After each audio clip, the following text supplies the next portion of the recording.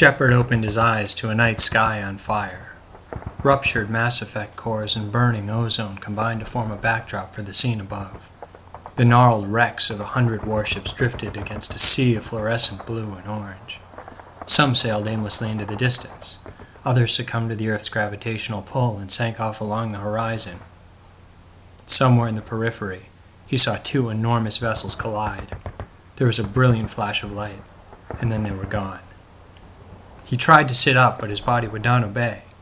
He felt something gritty against the back of his head and tried to turn to one side. The effort exhausted him, and he spent another minute just staring upward. It was bright as day, but somehow dreamlike. There was no noise or pain. The night was perfectly quiet. Then, like the first drops of a gathering storm, subtle sensations returned to his battered body.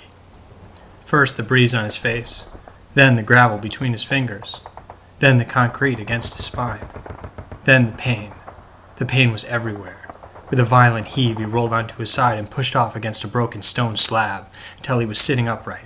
His ears buzzed, his temples throbbed. He rocked forward onto his knees and sucked gulps of air. Then, in a futile attempt to stand, Shepard fell headlong onto his face. He tasted dirt and blood. With a wince, he spat and struggled to wipe the mud from his eyes. Grunt sat on a fallen column at the top of the hill, laughing his ass off with the rest of our light company. The great Commander Shepard, my own battlemaster and curer of the genophage. I thought humans learned to walk by your age. Or are you hunting baby Rachni in the mud? This was followed by a chorus of Krogan laughter. Shepard, still only half conscious, heard the rhythmic crescendo of heavy footsteps approaching. There was a distinct crunching of gravel, spent thermal clips, and husk skulls underfoot. Without warning, a monstrous hand gripped his shoulder guard and pulled him to his feet. Shepard opened his eyes and saw the face of his former shipmate, grinning widely as usual. Grunt released his grip, and Shepard fell immediately back onto all fours, breathing deeply. Grunt, I need a minute. Grunt opened his mouth to pile on a fresh batch of Krogan bravado, but was interrupted when the commando he had posted at the top of the hill came skidding down the rubble toward him. The soldier whispered something that Shepard couldn't hear, and after a word from Grunt, he ran back up to his post. Grunt bent down and met Shepard at eye level, grin conspicuously wiped from his face. We've got trouble, Commander. It's time to move. The urgency was clear, but Shepard's legs would not budge. Move out, Grunt. I'll be right behind you.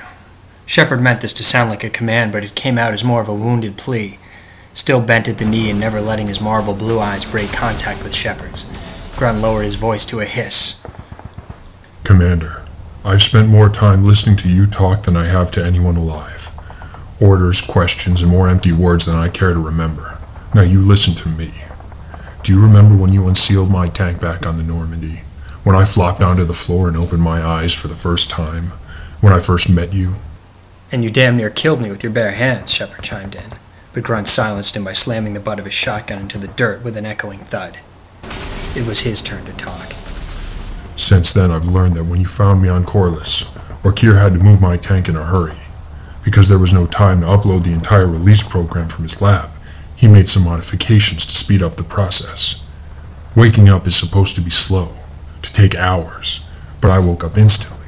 My entire nervous system lit up all at once. I felt like I was dying, Shepard. I needed to look strong, to prove myself to you, to show that I was worthy. But the truth is that I was in more pain than I have ever felt since. When I pushed you against that bulkhead, I thought my arms were going to tear clean out of their sockets. When I spoke to you, it took every ounce of concentration to form my words. I didn't want to fight you, Shepard. I wanted to lie down, to climb back into the gestation fluid and go to sleep. But all the same, I rose to face you. But Grunt, I would have... I know. You would have let me. You would have told me to slow down and wait until I was ready to fight on my own time. I like you, Shepard. You're a good leader and a hell of a soldier. But there is one thing you never understood.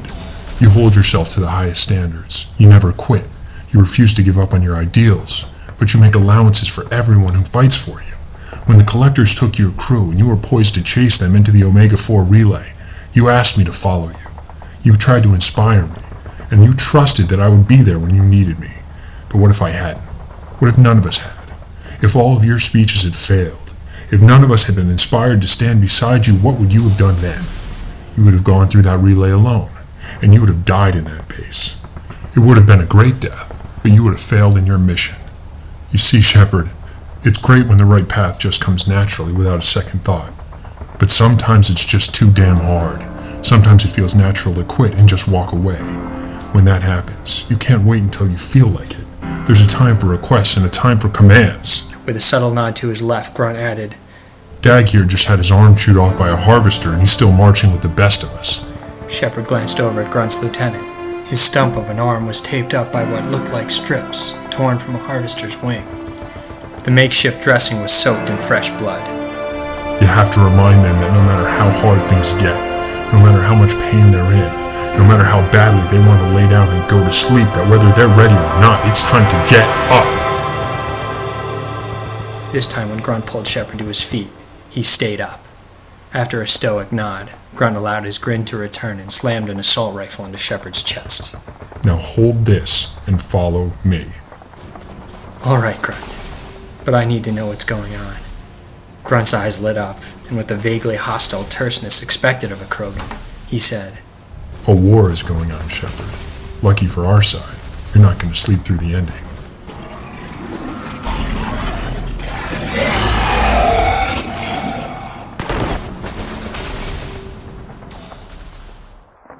Arlock Company, move out!